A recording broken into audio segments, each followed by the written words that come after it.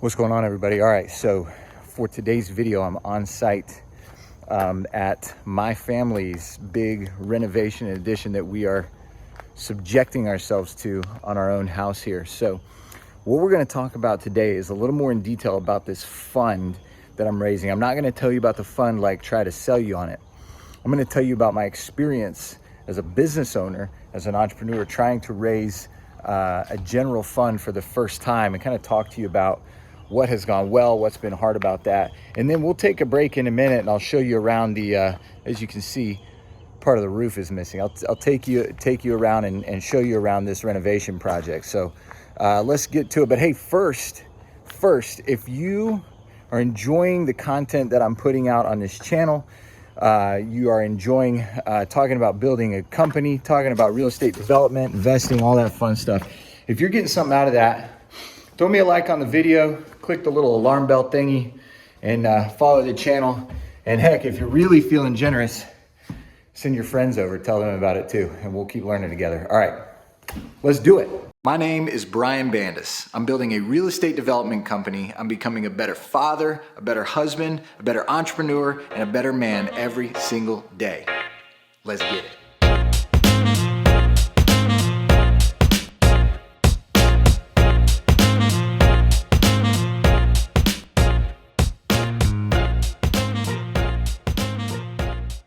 So we are in what used to be my master bedroom. You can't even tell.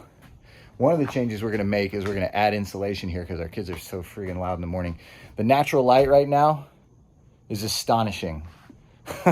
If we could only keep that going. All right, this is the new plan. There's the kitchen. Here's what we're doing to the master. There's the additional back porch and the additional front porch.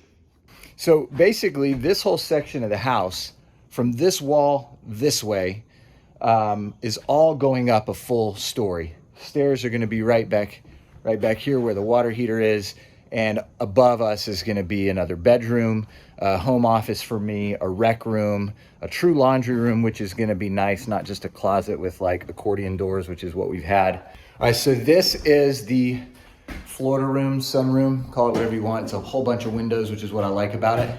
You can see here's the slab for an extended porch. We had a deck out there, but now we're gonna have a covered porch. This ceiling is gonna extend. We're gonna be fully covered, screened in. There's gonna be like a fireplace and chimney back there, and a outdoor kitchen over here. So that area is gonna be awesome. And then these windows are coming out. We're gonna do like French doors out into that part of the house. It's gonna be really cool.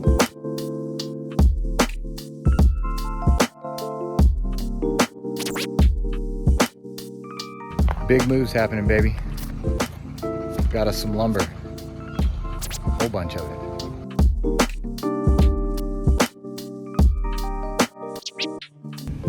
Another feature we kind of thought could be really sort of cool and like set ours apart from the neighbors is that I think we're gonna leave like giant piles of lumber in the front yard, but like in an artistic way, sort of stacked up. You know what I mean? I don't know. We'll see what we can come up with.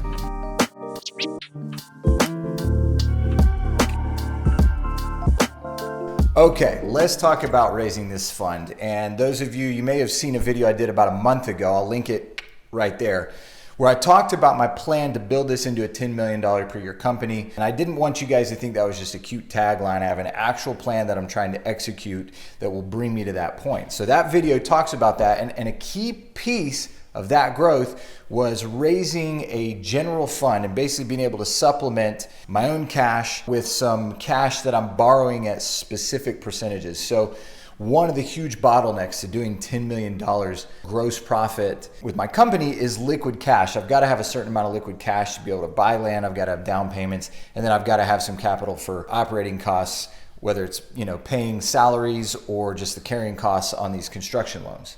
So I've got this bottleneck of liquid cash, and one of the ways that I solve that is raising money through this general fund. Shocker, I need money to do this. So I've already done a bunch of deals with investor money. What's the difference? Well, I talked about it in that video, but the difference is that with investor money, with equity partners, rather than basically private loans or a general fund, With equity partners, I'm giving away 50% equity and paying way too much for this borrowed money for it to make sense. And so the general fund that I'm trying to raise allows me to have access to this money at a much lower percentage rate, right? And it's still high. For those lending me the money, it's still pretty high. If market is 8 to 10%, I'm trying to offer right now 12, and we'll get into details of that in a minute. So I'm trying to offer a decent rate, but compared to what some of my investors have been making, 40, 60, 90% on their money, when I think of it in terms of, oh, I borrowed that money that person put in this deal for that rate, it's too high. Doesn't make sense. So my friends keep asking me, hey, how's the fund going? And my answer continues to be the same. It's going well, and it's going hard. It's really hard. And I want to tell you about that. The first thing I need to tell you that we all have to know and we have to remember is that good and difficult go together. Those are not opposites. The first thing that's hard is the process. Right now, I'm in a process where this is the first fund of this kind that I've raised. And to give you guys some context, I'm trying to raise $1.25 million. Gave myself roughly 2.5 to 3 months to do so. And I'm trying to offer that at 12% annual return, paying 3% quarterly, basically comes out to 12%. That's actually a little bit better than 12% when you think about the fact that a portion of that they only lent me for 3 months, and the next portion they only lent for 6 months. Like, it's even better than 12%.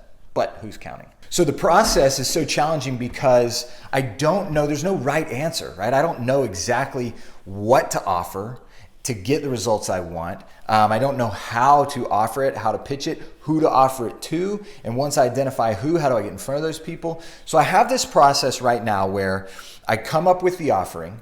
I have a PDF that I created for it, sort of a deal memo, and I call, let's say 10 to 20 people, and I say, here's what I'm trying to do, and I send it to them, and then I get all this feedback, make some changes, send it out again to some of the same people, some new people, get feedback, change it, send it out again, and rinse and repeat. And that alone is sort of a taxing process, and there's a few things that make it even harder.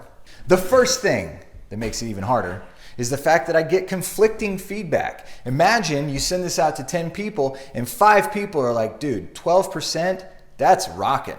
Yeah, let me see who I know. That's freaking great. It's better than the market, especially because we don't know what's gonna happen, uncertainty, yada, yada, yada. And then 5 other people are like, man, I just don't know if you're gonna get a lot of interest at 12%. Well, crap, what do I do with that? So the first problem is that I get conflicting feedback, and then I have to go, well, is this feedback right? Which feedback do I listen to? Are the first 5 people wrong and 12% maybe they think it's cool, but it's actually not, and it's actually a little bit too low to get enough people to buy in? Keep in mind, one person buying in for 100 grand does not meet my goal.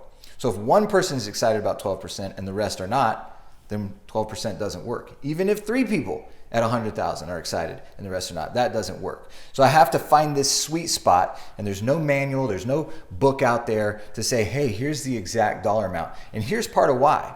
Because only I have my network and my sphere of influence, and that has a huge effect on what I need to offer and how I need to offer it, because that's the people I'm going to be talking to. If my network was all 80-year-olds who just wanted to beat what they were getting from a CD at the bank and keep their money steady, maybe it'd be different than a network full of entrepreneurs who all own their own businesses and expect to make 50% on their money every time they do a deal. So I have to go, is this feedback right? Is that feedback right? Then the question is, let's just say that the 5 people said 12% is great and 5 say it's not. Well, now I have to decide. Does that mean that I need to make an adjustment to the percentage rate to get it to be exciting to more people? Or do I need to make an adjustment to my target market and make it and go to the people who already think it's exciting? Who knows the answer to that? Here's another piece that makes it challenging.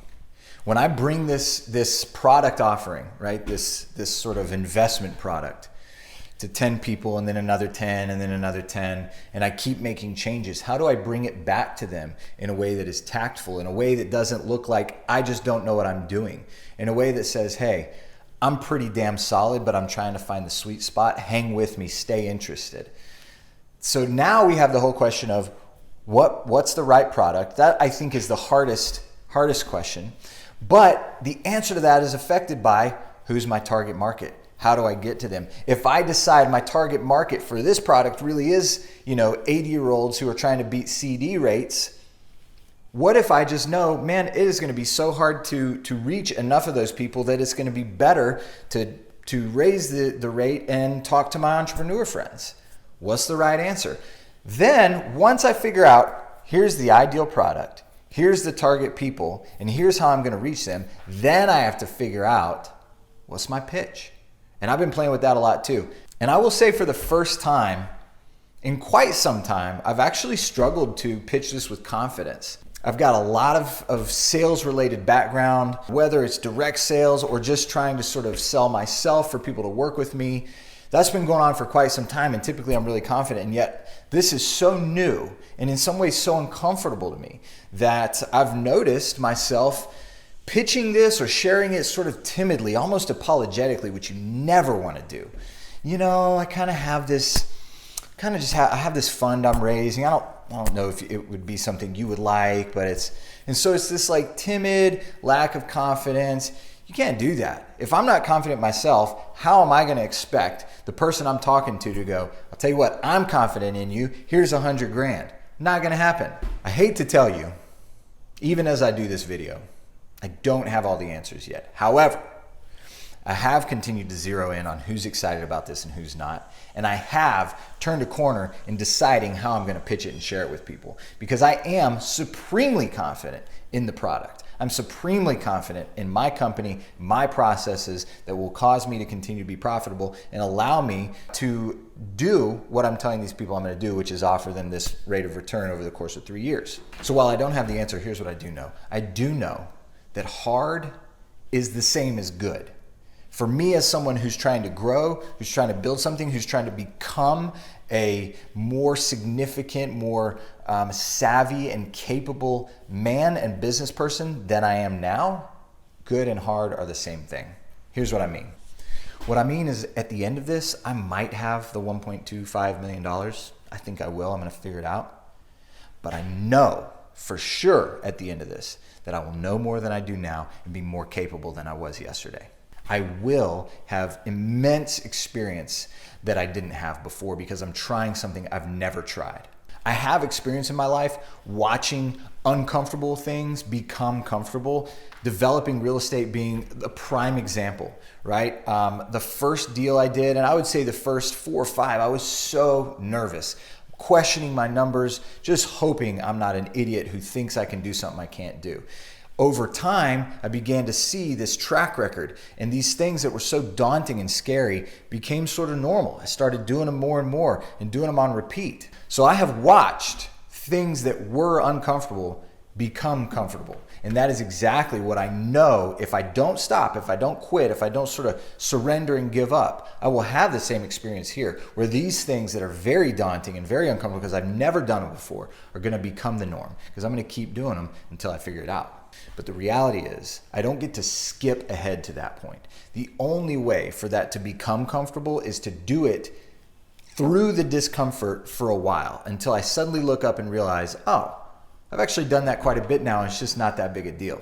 There's no way to skip ahead to that. I don't get to have that result without feeling the discomfort for a while. They come hand in hand. I know I always use fitness as a good sort of analogy, and it's perfect here. Think about this. If I bench, 175 and I want to bench 225, I don't get to go from 175 straight to 225. I go from 175 to 180 to 190 to 200 to 205. I don't get to skip those steps. And in fact, it is lifting weight at all those intermittent weights that causes me to get to 225. It's me going back and continuing to do it a little bit better, a little bit better, a little bit better that gets me there. And so it's not just that I can't skip those steps because they're hard. It's that those steps are what get me there. So that's how the fundraise is going. It's good. It's hard. If you know somebody who you think would want to make 12% annually for 3 years, go to my website, anchortn.com/invest, and check it out. Reach out to me. We can talk. I'm not going to come on YouTube and guarantee certain things because I don't want to go to jail. But if you're interested, reach out to me through the website and we'll talk. And as always, thank you so much for spending some time with me here. It is Honestly, it's so fun for me to share this content with you guys. I appreciate you hanging out. If you're enjoying this content, you're getting something out of it, you're becoming a better business person, you're learning about real estate development, all that fun, sexy stuff, then hook me up with one of those, and one of those, and I'll see you next time. Dang it, I always forget. Listen, if you are really, really serious about real estate development, and I mean, you're not like, oh, that could be fun someday, but you really want to learn how to do this because you know that it will blow up your earning potential and give you massive amounts of control and freedom with your time. If that's you, then check out the Deal Architect course. I created it specifically based on basically what did I need to know in order to go from having done no deals to where I am now, which is having done between 50 and 60 with like 40 in the pipeline. So if you feel that way, check out dealarchitect.org, bing, bing, bing. And that is where you can learn how to really for real do this thing. It talks about raising money. It talks about finding builders. It talks about, finding agents if you aren't one. Every piece of building your team, evaluating a deal. There's sample phone calls on there of me calling investors trying to raise money. There's all kinds of stuff. So listen, it's not a kicking the tires kind of thing. It's not like rah, rah, let's get excited. It is real, like here's how you do it. So if you want to develop, go check that out. Also, I got a book about development that is written and I'm working on getting it printed. And I would say by the end of this year, it'll be coming your way. So keep an eye out for that. Guys, thank you so much for hanging out. See you soon.